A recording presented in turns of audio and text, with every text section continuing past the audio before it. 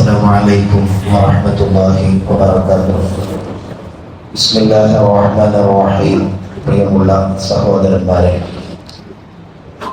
നമ്മൾ ഉപയോഗിക്കാറുള്ള കറൻസിയുടെ ക്യാഷിന്റെ സക്കാത്തിനെ കുറിച്ചാണ് ഇന്ന് സൂചിപ്പിക്കുന്നത്. സ്വർണം, വെള്ളി എന്നിവയുടെ സക്കാത്തും അതിന് പരിഗണിക്കേണ്ട മാനദണ്ഡവും നാം ഇന്നലെ സൂചിപ്പിച്ചു. അതിൽ വെള്ളിയുടെ സക്കാത്തിന്റെ നിസ്വാബ് അഥവാ 595 ഗ്രാമാണ് നാം ഇന്നലെ സൂചിപ്പിച്ചത്. അതിൻ്റെ പരിഗണനയാണ് നമ്മൾ കറൻസിയിലും മാനദണ്ഡമാക്കാറുള്ളത്. വിശദമായി പറയുമ്പോൾ 595 ഗ്രാം വെള്ളിയുടെ ക്യാഷ് ഒരാളുടെ കൈവശം അദ്ദേഹം സൂക്ഷിച്ചാൽ അതിൻ്റെ 2.5% അത് പാവപ്പെട്ടവരുടെ അവകാശമായി.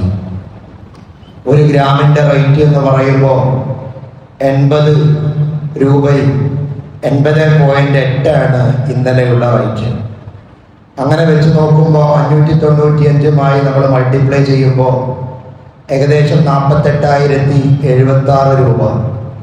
അതിൻ്റെ വില അങ്ങോട്ടും ഇങ്ങോട്ടും മാറ്റം വരുന്നത് കൊണ്ട് കർമ്മശാസ്ത്ര പണ്ഡിതന്മാർ സൂചിപ്പിക്കുന്നതനുസരിച്ച് ഏകദേശം 45,000 രൂപ ഒരു വർഷം പൂർണ്ണമായും ഒരാൾ കൈവശം വെച്ചാൽ അതിൻ്റെ 2.5% അത് പാവപ്പെട്ടവൻ്റെ അവകാശമാണ്, അത് അവനിക്ക് കൊടുത്തിരിക്കണം എന്നുള്ളതാണ്. 1,00,000 രൂപ കൈവശം വെക്കുമ്പോൾ അതിൻ്റെ 2.5% എന്ന് പറയുന്നത് 2,500 രൂപ അത് നമ്മുടേതല്ലാതെയായി തീരുകയാണ്.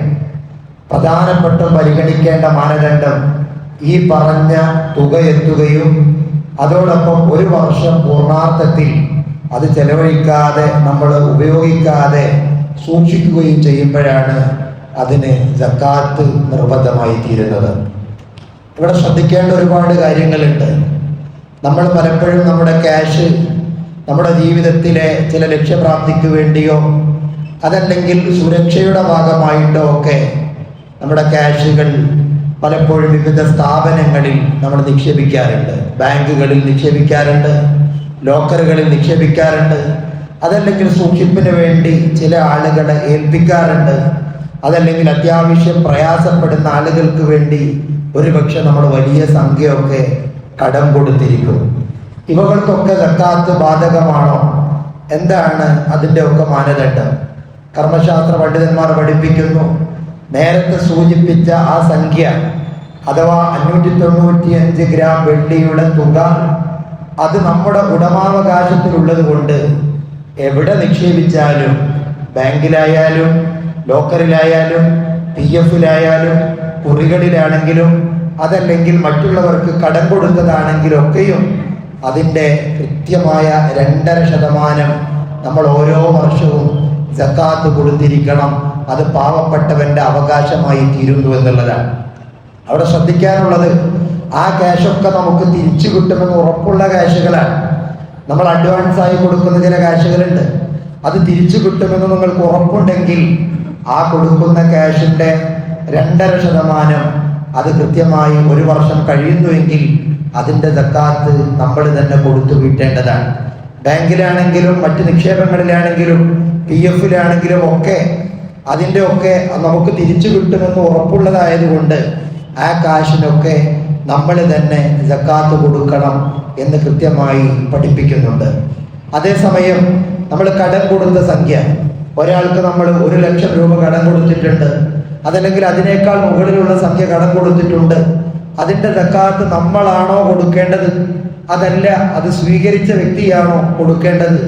കർമ്മശാസ്ത്രം അതിനെ 2 രൂപത്തിലാണ് വിശദീകരിക്കുന്നത്.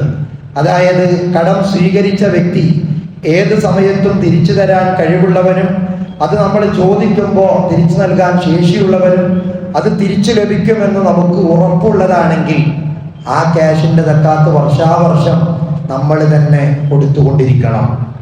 അഥവാ നമ്മൾ ഏത് സമയത്ത് ചോദിച്ചാലും അല്ലെങ്കിൽ ഒരു അവധി വെച്ചിട്ടുണ്ട്, അദ്ദേഹം ആ അവധിക്ക് കൃത്യമായത് തിരിച്ചു തരുമെന്ന് നമുക്ക് ഉറപ്പുണ്ട്, അദ്ദേഹം അത് തിരിച്ചു തരാൻ ശേഷിയുള്ള ആളുമാണ്, അങ്ങനെയാണെങ്കിൽ ആ ക്യാഷ് കിട്ടുമെന്ന് ഉറപ്പുള്ള ക്യാഷ് ആയതുകൊണ്ട് കൃത്യമായി ഓരോ വർഷം കഴിയുമ്പോഴും അതിൻ്റെ സക്കാത്ത് ആ കടം കൊടുത്ത വ്യക്തി തന്നെ കൊടുക്കണമെന്ന് കർമ്മശാസ്ത്രം പഠിപ്പിക്കുന്നുണ്ട്. അതേസമയം ചില കടങ്ങൾ അത് സ്വീകരിച്ച വ്യക്തികൾ ഒരുപക്ഷെ തിരിച്ചു തരാൻ വളരെ പ്രയാസമുള്ളവരായിരിക്കാം. നമുക്കും അതിന് വലിയ പ്രതീക്ഷയില്ല, ഇനി അത് തിരിച്ചു കിട്ടുമോ എന്ന് യാതൊരു ഉറപ്പുമില്ല.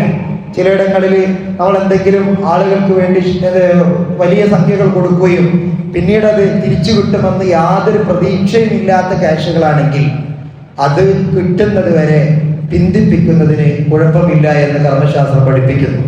അഥവാ അത് കിട്ടിക്കഴിഞ്ഞാൽ എത്ര കഴിഞ്ഞിട്ടാണോ ഏത് വർഷമാണോ അത് കിട്ടുന്നത് എങ്കിൽ അത് കൊടുത്തത് മുതലുള്ള വർഷങ്ങളുടെ ഓരോ വർഷത്തിൻ്റെയും സക്കാത്ത് കിട്ടിയതിന് ശേഷം കൊടുക്കണം എന്ന് കൃത്യമായി ഇസ്ലാം പഠിപ്പിക്കുന്നുണ്ട്. ബഹുമാനപ്പെട്ട ഇബ്നു ഉമർ തങ്ങൾ റിപ്പോർട്ട് ചെയ്യുന്ന ഹദീസിൽ കാണാം, സക്കൂ മാ കാന ഫീ ഐദീകും, നിങ്ങളുടെ കൈവശം നിങ്ങൾ സൂക്ഷിക്കുന്ന സമ്പത്തുകളിൽ നിന്ന് കൃത്യമായി നിങ്ങൾ സക്കാത്ത് കൊടുക്കണം. വമാ കാന മിൻ ദൈനിൻ ഫീ സിഖത്തിൻ ഫഹുവ ബിമൻസിലതി മാ ഫീ ഐദീകും, നിങ്ങൾക്ക് ഉറപ്പുള്ള കടമാണെങ്കിൽ, അത് കിട്ടുമെന്ന് ഉറപ്പുള്ളതാണെങ്കിൽ ഫഹുവ ബിമൻസിലതി മാ ഫീ ഐദീകും, അത് നിങ്ങളുടെ കൈവശമുള്ള ഒന്നിന്റെ സ്ഥാനത്ത് തന്നെയാണ്, അതുകൊണ്ട് നിങ്ങൾ സക്കാത്ത് കൊടുക്കണം. വമാ കാന മിൻ ദൈനിൻ ബുനൂൻ ഫലാ സക്കാത്ത ഫീഹി ഹത്താ യഖ്ബിദഹു, അതേസമയം നിങ്ങൾക്ക് കിട്ടുമെന്ന് ഉറപ്പില്ലാത്ത സംഖ്യകളാണെങ്കിൽ അത് കിട്ടിക്കഴിഞ്ഞതിന് ശേഷം കൊടുത്താലും മതി എന്ന് കർമ്മശാസ്ത്ര പണ്ഡിതന്മാർ പഠിപ്പിക്കുന്നു. ചുരുക്കത്തിൽ എങ്ങനെയാണെങ്കിലും അതിന്റെ ഉടമാവകാശം നമുക്കായതുകൊണ്ട് ആ ക്യാഷിന്റെ ഒക്കെ 2.5% കൃത്യമായി നമ്മൾ തന്നെ കൊടുക്കണം എന്നുള്ളതാണ്. അപ്പൊ ഈ പറഞ്ഞതിന്റെ ഒക്കെ ചുരുക്കം, നമ്മുടെ കൈവശം കൃത്യമായി 45,000 രൂപ അല്ലെങ്കിൽ അതിന് മുകളിലുള്ള സംഖ്യ ഒരു വർഷം പൂർണ്ണമായി നമ്മൾ ചെലവഴിക്കാതെ എവിടെ സൂക്ഷിച്ചാലും അതിന്റെ 2.5% ഓരോ വർഷവും അത് പാവപ്പെട്ടവരുടെ അവകാശമാകുന്നുണ്ട്.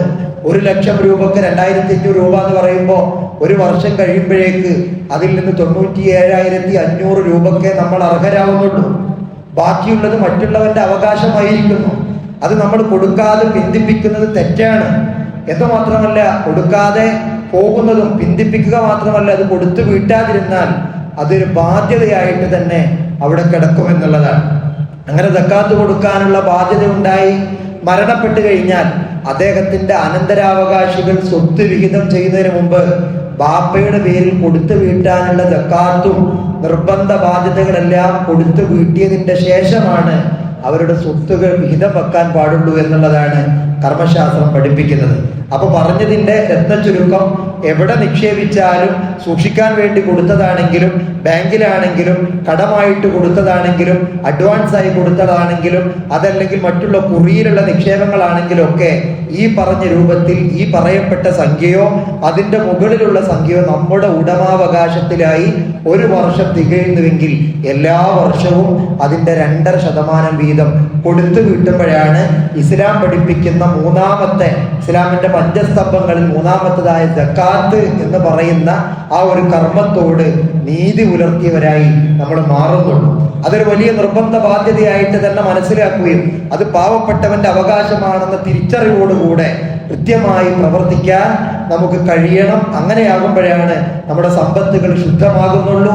സക്കാത്ത് എന്ന് പറഞ്ഞ പദത്തിന്റെ അർത്ഥം തന്നെ അത് കൊടുത്തു വീട്ടുന്നതോടുകൂടെയാണ് ബാക്കിയുള്ള 97,000 1,00,000 അതിന്റെ 2,500 കൊടുത്തു വീട്ടുന്നതോടുകൂടെയാണ് ബാക്കിയുള്ള 97,500 രൂപ ശുദ്ധമായി തീരുന്നത്. കാരണം പിന്നീടും ആ 1,00,000 നിങ്ങൾ ഉപയോഗിക്കുകയാണെങ്കിൽ അത് 2,500 പാവപ്പെട്ടവന്റെ അവകാശമാണ്.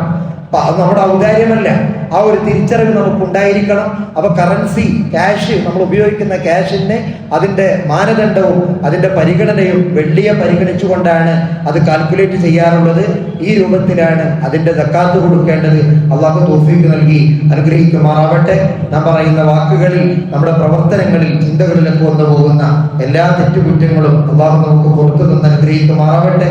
നമ്മിൽ നിന്ന് വിട പറഞ്ഞ് വിവിധ മക്ബറകളിൽ കഴിയുന്നവർ, നമ്മുടെ പള്ളിക്ക് ചുറ്റും വിശ്രമിക്കുന്നവർ എല്ലാവരിലേക്കും അള്ളാഹു ഇതിന്റെ മിഥില സവാബ് എത്തിച്ചു കൊടുത്ത് അനുഗ്രഹിക്കുമാറാവട്ടെ. നമ്മുടെ കച്ചവടങ്ങളിലും ബിസിനസ്സുകളിലും ഉപജീവന മാർഗങ്ങളിലൊക്കെ അള്ളാഹു നല്ല അഭിവൃദ്ധിയും ബറക്കത്തും തന്ന് അനുഗ്രഹിക്കുമാറാവട്ടെ. അസ്സലാമു അലൈക്കും വറഹ്മത്തുള്ളാഹി വബറകാതുഹു.